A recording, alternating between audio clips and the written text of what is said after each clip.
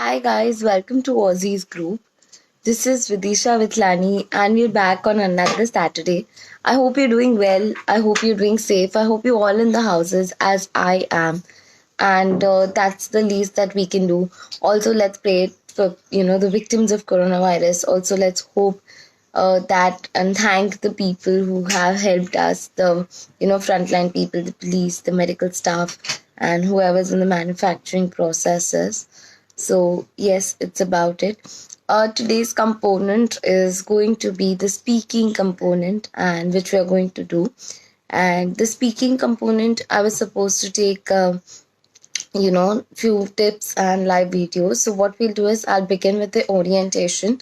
I'll tell you, tips related to each of the section.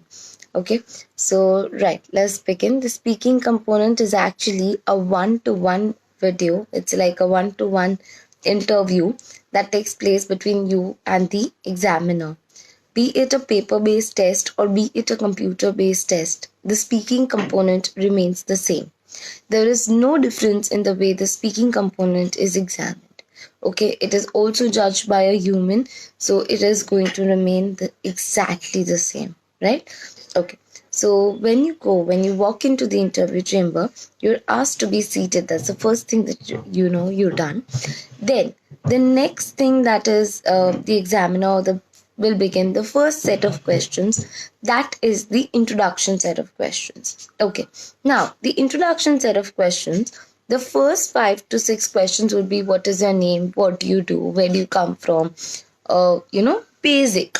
Okay, now one thing, while answering these basic questions, if somebody is asking me what is your name, I'm not supposed to say Vidisha.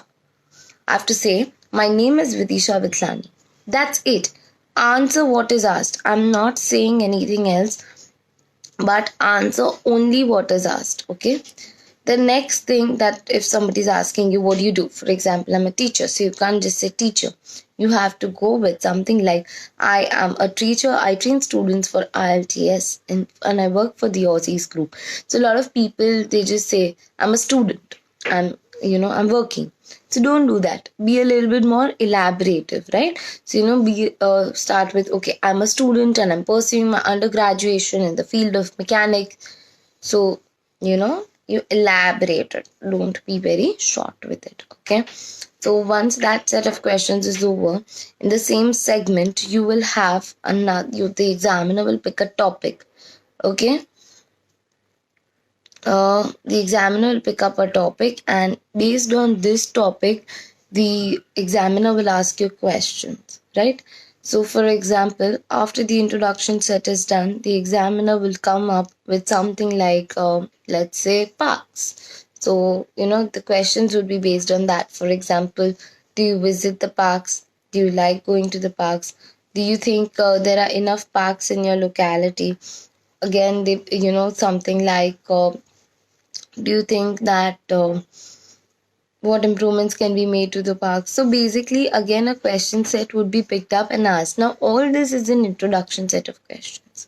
While answering the introduction set of questions, you have to remember a few things. One, the answer has to be complete.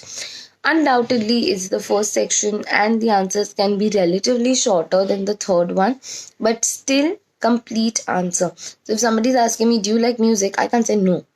That doesn't work. Okay, moving on.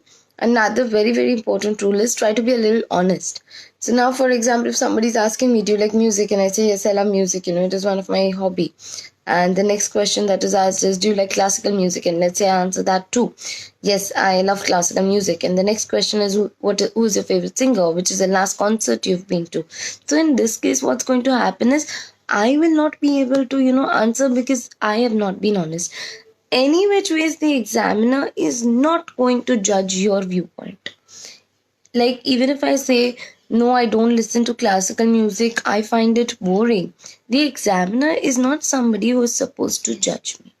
Okay. Another important thing is, you can be positive, you can be negative. That's okay. That's not an issue. You can be diplomatic also. But whatever answer you're giving, you have to make sure that you are giving a complete answer. You are giving justifications for the answer. For example, let's just say, do you like to watch movies? Honestly speaking, I don't like to watch movies. Reason being, I find them too long and too boring. Okay. Another important trick, if you really want a score above 6.57, you paraphrase the introduction question. So, for example, if I am asked, do you like the movies? I can come up with something like, not really, I'm not fond of them because they're very boring and they're very long. I prefer watching, small episode or reading a book. So, something like that works. Okay. Another important thing while doing this is making sure that whatever you speak, you remember it, because one question might lead to another. Again, there'll be only 5, 6 questions based in this section, and try to be honest, give complete answers, give proper, reasonable explanation. That's something that's really important. Apart from that, anything else is not going to really make a difference, right? Another important thing that is really the next section begins with the cue card. Okay, now cue card is basically an impromptu topic which will be given to you.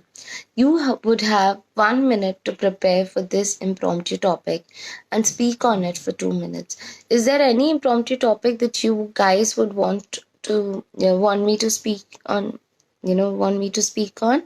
Please put it in the comment box. I will actually answer the questions for you. Or is there any question related to speaking component you want, or you want a sample answer? Please let me know. I'll be answering it to you. Right.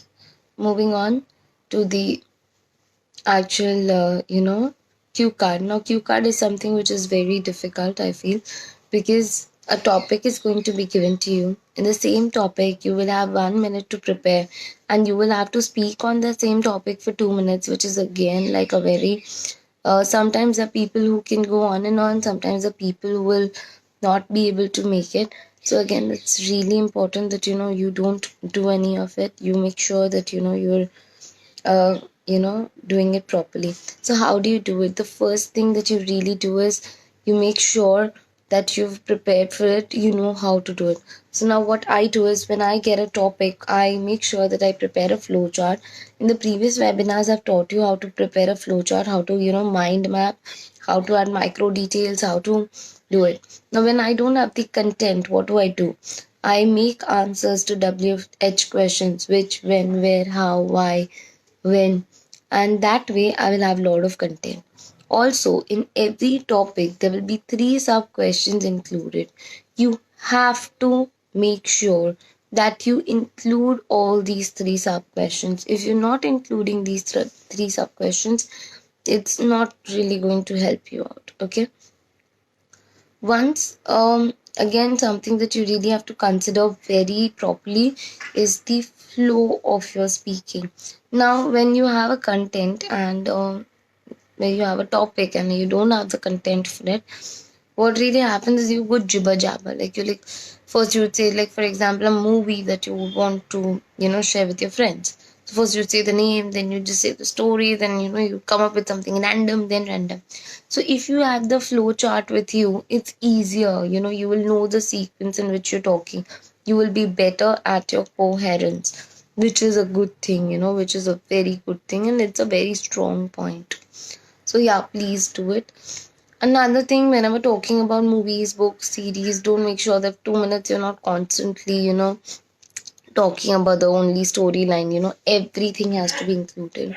What I believe really works with the cue card is adding your personal details, adding, things that really, I believe, help you. Like, for example, if it's a movie you like, I don't have to, cut, copy, paste information from the Wikipedia and, share it.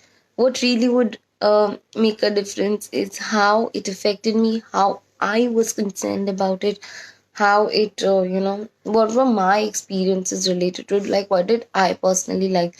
For example, when I'm talking about a movie, I could easily say something like the actor is my favorite, hence I was more drawn towards it. So, things like that would definitely work out, would definitely do really, really well. Okay, another important thing is take enough breaks during the cue card. again, you have to make sure that the flow is proper, right? So for the cue cards, remember one thing, make sure that you're writing that down, your flow chart you're preparing. The pen and paper is going to be with you no matter what.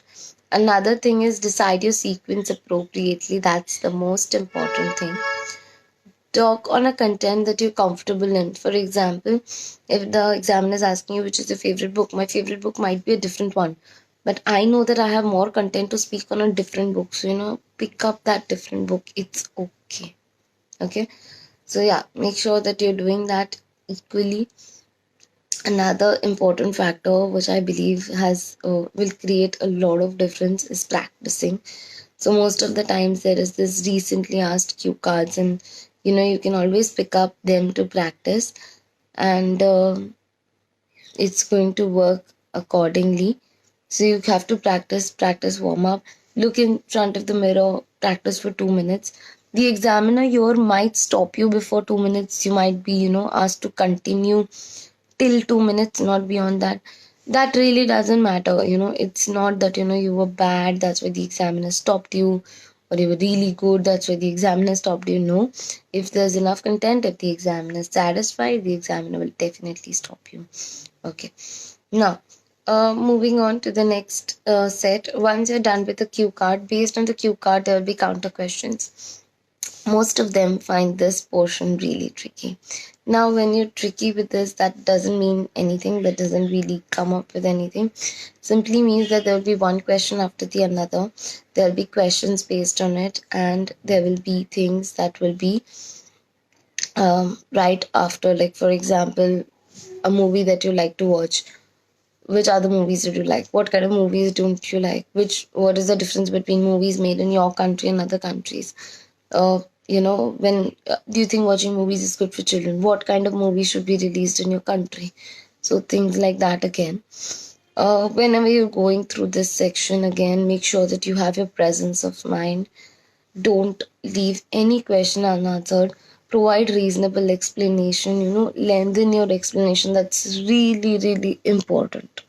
Okay. So that is about the counter questions, but make sure that again the length is there. Again, the questions I would like to say need to be complete, like the introduction questions. Again, you got to paraphrase the questions. For example, if somebody is asking me what kind of movies don't like, now on the spot I don't have an answer to what kind of movies I don't like. So I would say I'm not a fan of movies, so I'm not very judgmental towards it. But yes, there are some movies that are extremely boring and extremely slow, which I don't prefer to watch. So again, what I did is I gave a reasonable explanation. I gave a very diplomatic answer. At the same time, my answer was complete. What's the difference between movies of your country and different countries? I love Hollywood films compared to Bollywood movies. There, the plot is usually, very tight paced, and at the same time I believe they're a little shorter and they have less drama. So I prefer Hollywood movies, and that's the way I guess they're different. However, now the Bollywood genre is also changing. Let's just say what kind of movie should not be released in your country. So I would say there are a lot of movies in which they show extreme violence. They show, things that youngsters could get influenced with. Sometimes the religious sentiments are hurt, which I believe obviously they should not be shown. Rather, more inspirational movies, or more motivational movies, or light-headed movies should be shown. So yeah, this way you try to give a complete answer, at the same time not repeat the question. So this is going to work out well for you. Okay, now while preparing, I always tell you a very, very important part of the speaking component or of the writing component is your band descriptor table. Now, band descriptor table has 4 elements. First is fluency coherence. Now, see, fluency doesn't mean that you're talking in a very good speed, or neither does it mean that you're very slow. Speed has got nothing to do with fluency. Fluency simply means that you're not that's not happening. You're not pausing to think for words. However, if you're pausing to think for ideas, it's absolutely okay. Okay. Again, self correction. In my natural course of speaking, I might be correcting myself. I might be, hesitant as well. In that case, it's going to be fine. However, when you're self-correcting, make sure you don't do it very often. Coming to coherence. Now remember the chart I was stressing on, that please make sure you prepare it. So coherence is your sequence, is your layout, is your structure and clarity. How will you get that? If you're prepared for it, then you're going to get that, right?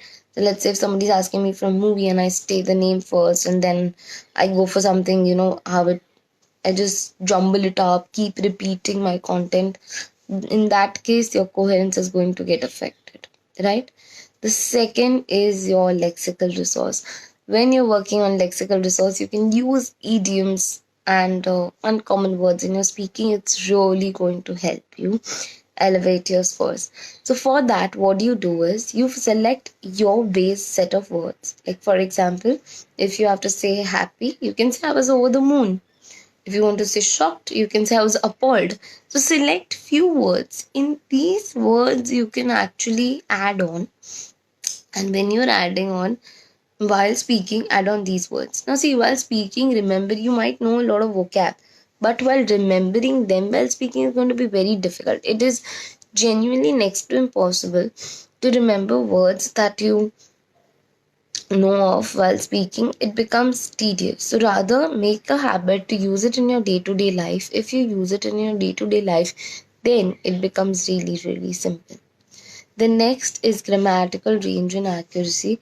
I have a separate webinar both on lexical resource and grammatical range and accuracy, so you can definitely go and see them. Grammatical range is very different from grammatical accuracy. Grammatical range involves the use of simple, compound, complex, active, passive, assertive, negative, interrogative sentences. Whereas your grammatical accuracy means that you make no slips in grammar in terms of singular, plural, tenses, subject, verb agreement, noun, pronoun agreement, and everything.